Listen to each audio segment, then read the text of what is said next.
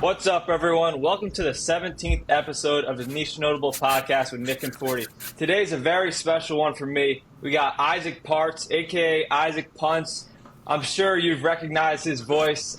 He's pretty much the voice of specialists on YouTube and content. He's an NFL free agent and he's a specialist content creator. He's generated over 128K subscribers on YouTube and over 130 million views.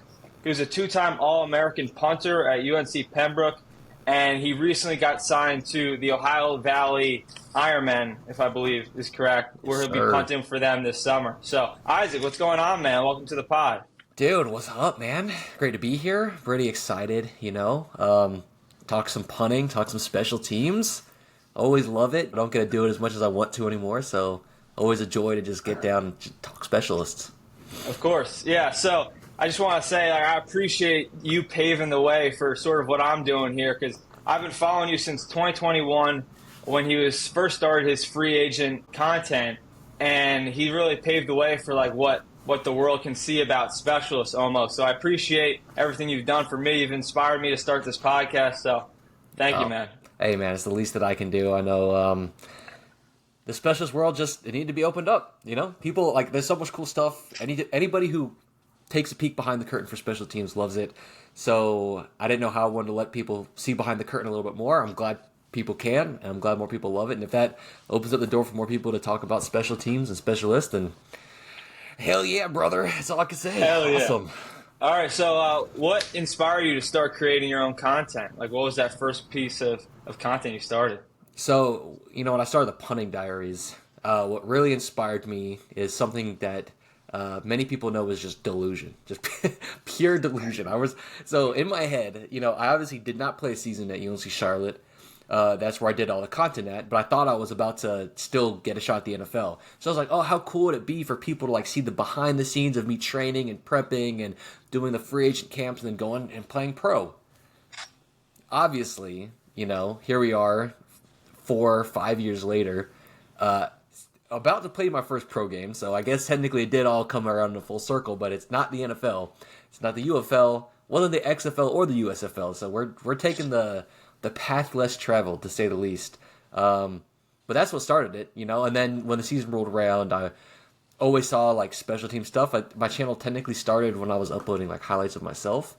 Like I would post like my Pembroke highlights and everything like that, and uploaded like when I was transferring back in like 2017, 2016.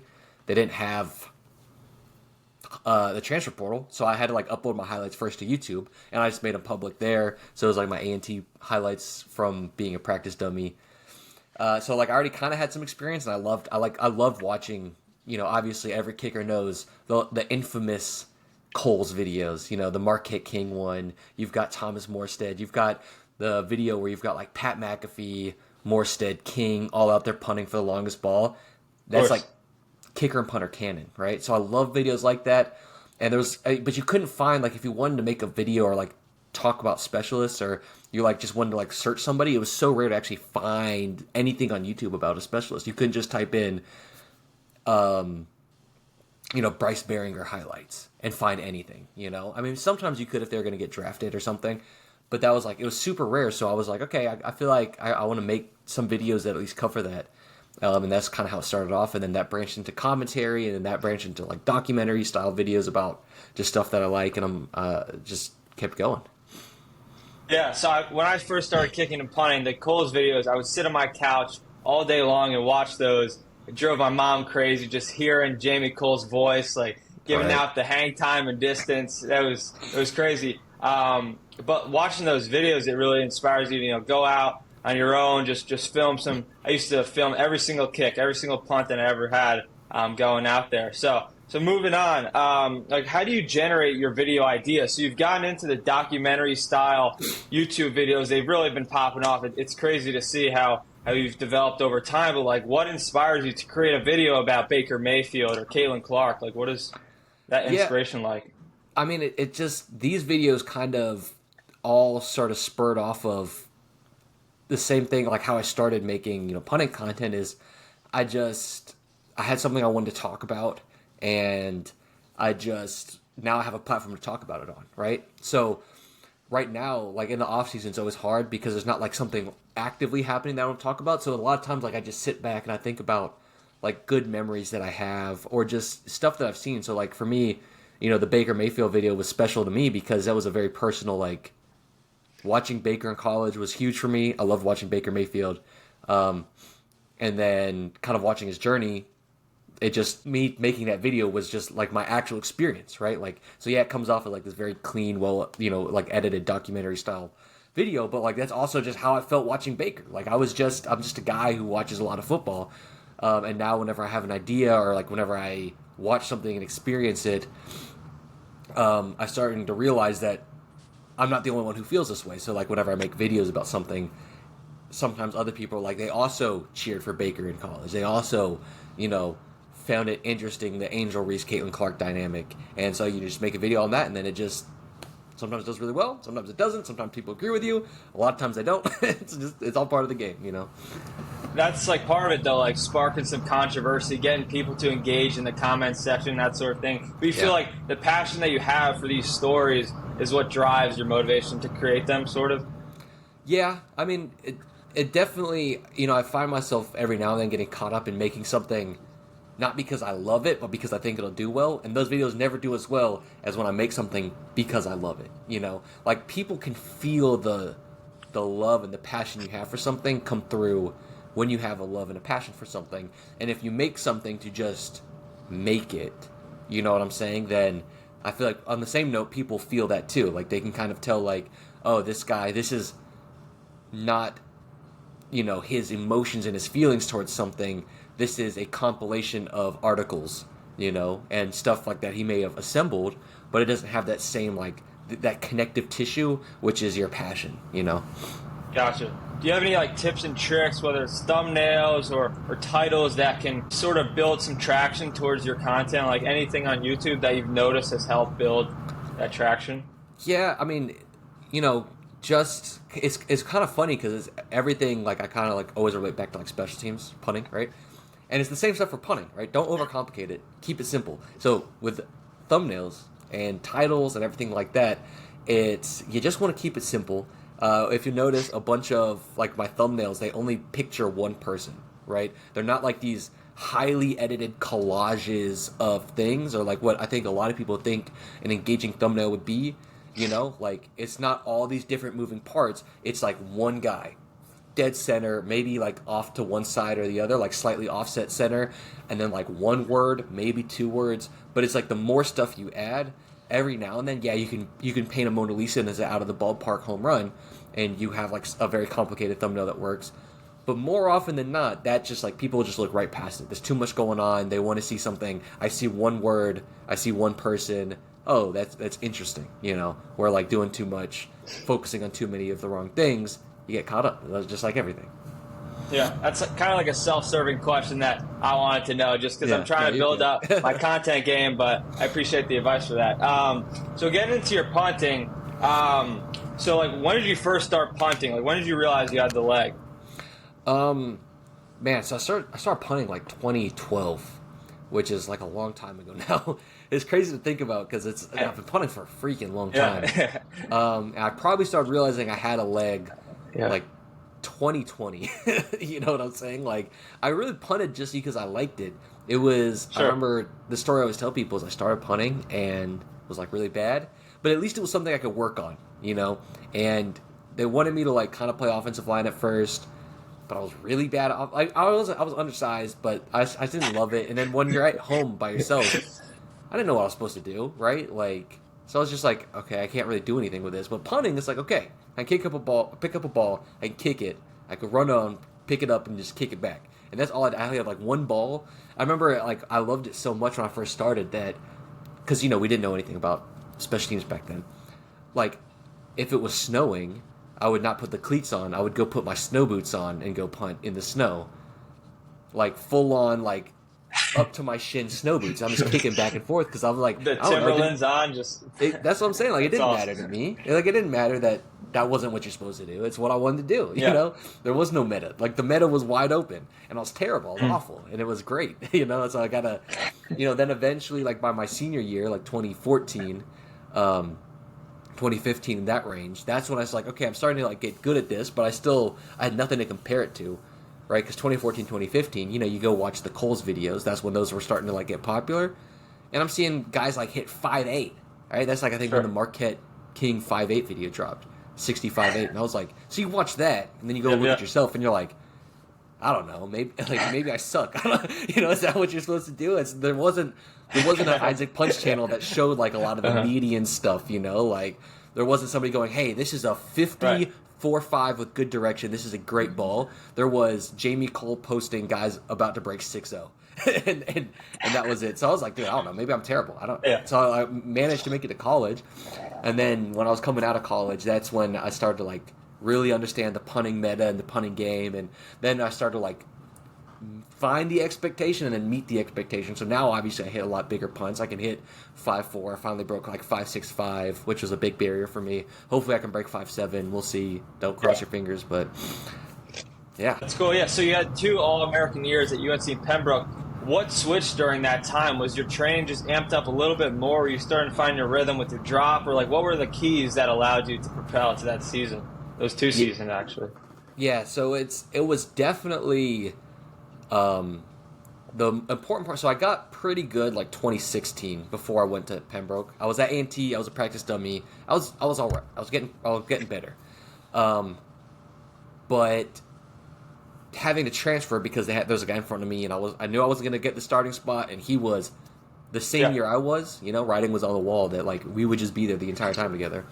So when I knew I had to transfer, that was already humbling. But it was like I had the ego still when I should have been getting humbled, right? So I transferred down to D2, had this ego of like, well, I'm really a D1 guy. I'm just at D2, like I'm going to dominate. And then I kicked like dog water. Dude, I was horrible, like 38-yard average, like turned over probably less than 50% of my punts. It was bad. And so that like really humbled me, and then all I did was just like gas pedal just all the way down on training. Like, I kid you not. So from 2017, the winter of 2017, until probably the summer of 2021, I trained close to 7 days a week at punting. Jeez. And like I'm talking about 200, 300 balls a day, right? Just trying to figure it out. Like my motto was always going to be, I'm either going to be injured or I'm going to be good, right? I'm either going to like pop a hamstring trying to figure this out, or I'm going to get really good at punting. And ultimately I got pretty good at the end of it, right? I wouldn't recommend it to everybody. There's probably smarter ways to do it, but I wasn't trying to do it the smart way. I was just trying to get it done. Like I didn't have the money to go to coaches, so I was like, I'm just going to figure this out one way or another. So when it's all said and done, I ended up just like figuring it out. Like the keys I worked on though, to get like a little bit more specific, a little bit more niche, if you will. Hell yeah. A little bit more niche. There we go. I was really focusing on just working on my speed, and then working on like a really consistent drop and just hitting a bunch of turnovers in a row. So just working on my speed, working on moving really fast, and then keeping my drop just really consistent, and then just turning over every ball. I think like my junior year was pretty good. It was like a 43.9, but like a ton of inside the 20s. Like my pooch game was just stupid awesome in that year. Yeah. And then my senior year was also pretty solid. It was like a 45 point something. A lot of inside the 5s, a lot of inside the inside the 10s. But just I turned over like in the open field. I was turning over 90% of my punts. That's all I wanted to do. It was just turn everything over. Of course. So I saw last year you punted with I think Dawson Zimmerman and then AJ Cole, Jake Camarda, Blake Gillikin. Yeah. Like, what separates those guys? You're on the field with them. You're watching them warm up. Like, what are the tools that have propelled them to like where they're at? Like, what separates, like some of those best guys? Yeah, I think the really cool part about being around those guys is you get like the two extremes of what can make you a really good punter, right? So you've got like on one extreme Jake Camarda, who's just like max natural leg speed and natural leg talent and just like relaxed and just feeling it out, right? And he's just like, doesn't want to watch a ton of film. He just wants to feel it, but he just has all that like very great like mind and body connectivity, right? Like all that stuff is just awesome, and you can just see him feel things out and just like find his drop spot and just be natural and be fluid and be just like a really great kicker on that front, right? So some guys just kind of have that real natural feel to it. And then all they do is when they're out there is they try to find that feeling again, finding that feeling every day. And then you've got on the other end of the spectrum, AJ, who is just peak in-depth mechanics. Like he knows his punting form, to such a degree that any single change he makes is ridiculously intentional, right? Like if he wants to widen his elbow out like 2 degrees on his drop, and he wants to go from like elbow straight down to like, okay, I'm going to go elbow at like a 55-degree angle, that's an intentional thing, and that's not going to change without him wanting to change it. If he wants to go laces from straight up to quarter turn to half turn, that's going to be something that is an intentional change, And then like his drop table is going to be the exact same every single time. And if it deviates, it's either a mistake or it's because he wants it to deviate. You know what I'm saying? But it's not like from ball to ball he could have multiple drop tables. It's everything's just like super repeatable, and you'll go out and watch AJ punt, and you're gonna. It's so specific. It's almost boring, right? And it's like robotical, yeah. Yeah, but it's like so you'll see him go out there and punt, and he'll just hit 10 of the exact same punt in a row, and you're kind of like, you're almost underwhelmed because it's just like, oh, okay, he's just going to do the exact same thing every time. Like, it's not like, oh, that was a really big one, or, oh, okay, he kind of mishit that one. It's like, oh, he just hit 10 64-8s back to back to back to back, and then went to the other direction and hit 10 64-8s that way, and then, he went down the middle for fun, and then, so now they're 62 4-8s, and that's that. That's what separates, him. And then Blake Gilkin's like this real nice middle ground, I'm not trying to say that he is not super technically sound, or doesn't have great feel, but he's, you can kind of see him blend this 2 styles. Like he is very technical, but there's also, you can tell that there's a lot of that feel that goes into Blake's, style as well, as he's just kind of like, he's still really fluid, still really like, twitchy, but he can do a lot more adjusting, and I think making those adjustments on where his drop is more of his game plan, where AJ is trying to get everything back to the same, and Jake is more of, I'm just going to feel it out today. Blake is more, here's where I want it to be, but if I'm not quite there, I'm going to be able to adjust, I'm going to be able to make some things shape to it, and it's just cool to see all 3 of them, because it's literally like 3 different spots on the same spectrum. Yeah, so you got like the technicians on one side and the field punters on the other. Were you able to punt with them? Did you lace up your cleats? Were you able to compete with them a little bit? So I really didn't do much competing. So me and the camera guy, we were supposed to go down there, and we left the night before. So we ended up leaving at like 10. So we get to like just outside of Atlanta at like 2 a.m. But then I don't know why we thought that we were closer than what we were. So we woke up the next morning because they were starting at like 9, thinking that we were maybe like 30 minutes away. And then we checked and we were like still like an hour away when we got to the hotel. So we had to so we got there at 2. And then immediately had to like get up at 6:30 to try to like make it there on time. So I got there, we were just dog tired. And so I think, so they're like, hey, lace it up, come kick a couple.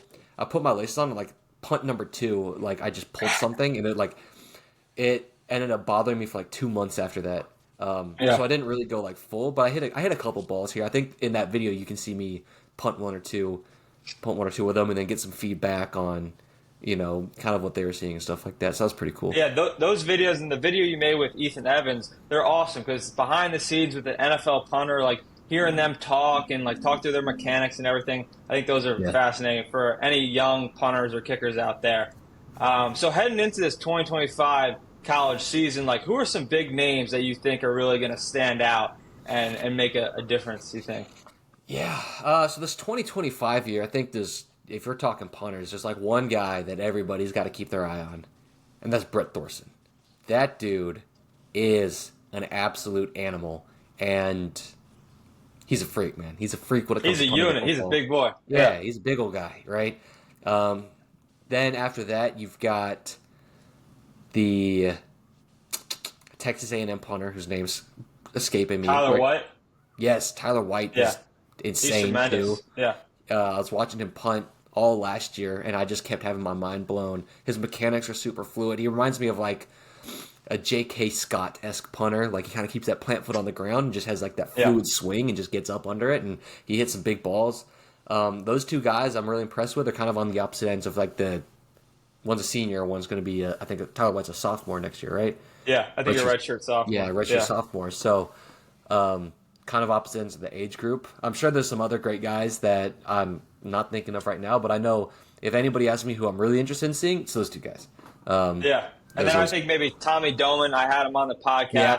He's heading down to Florida. I think he's tremendous. He's Yeah. kind of like AJ Cole, where he's kind of like a technician almost. He hits the same ball every time. And Yeah. then Ryan Eckley, too, out of Michigan State. That guy's a Those two good ball. I ones. think he's terrific. Yeah, Eckley, Doman. Yeah, I'm glad you said that because that just kind of spurred some more guys in my head. Alex Pachetta for Rice. Yeah. He's Can't- terrific. Yeah. Yeah, can't understate how hard that guy's been working. So I think he's gonna ball out. I mean, yeah, there's tons of guys that I'm gonna be watching, but I think, like I said, the two that I initially said, I'm like really pumped about. Everybody else can maybe even surprise me a little bit, but yeah, it's anybody's year next year, honestly, especially for the draft class and such. Yeah. What about kicking wise? You got any kickers in mind, you think? Besides Man. Dominic Zavada? That kid's a I monster. was about to say, just all I've got is Mr. Zvatomatic right now. So, kickers are so year to year. Dominic has shown that he can do it every single year. So I feel good. He's probably going to get drafted, I would imagine. And I love his personality and his mentality around kicking, which is the important part because, kickers can be a little finicky when it comes to personality. Some of them are a little A little high strange. strung, Yeah. a little high strung. We'll just say that. I So, gotcha. but Dominic, he just has got great mentality, very relaxed, very chill. They've got a good operation up there in Michigan, so I think he's going to do really good again. Can't imagine him taking a step back, and just excited to see what other guys kind of show out in his senior year because you never know, right? Like there's been so often where guys won't really be on anybody's radar. And then, boom, they hit a couple big kicks in a game, finish out the season strong, and off to camp, Yeah. Dominic, he made a video or two with Adam Botkin. You ever Yeah. thought of making some sort of content with Destroying or Hang Time or Adam? Any of those guys? Me and Hang Time, me and Mike, we used to talk a lot about potentially making some content together. It's just everybody's out in Texas and Arizona, and I'm stuck here on the East Coast, so really not a lot of other content creators out here, right? I guess in my backyard I've got Mr. Beast. I'm not really sure if he, in North Carolina, I'm not really sure if he wants to make some punting content. Never know. You never know.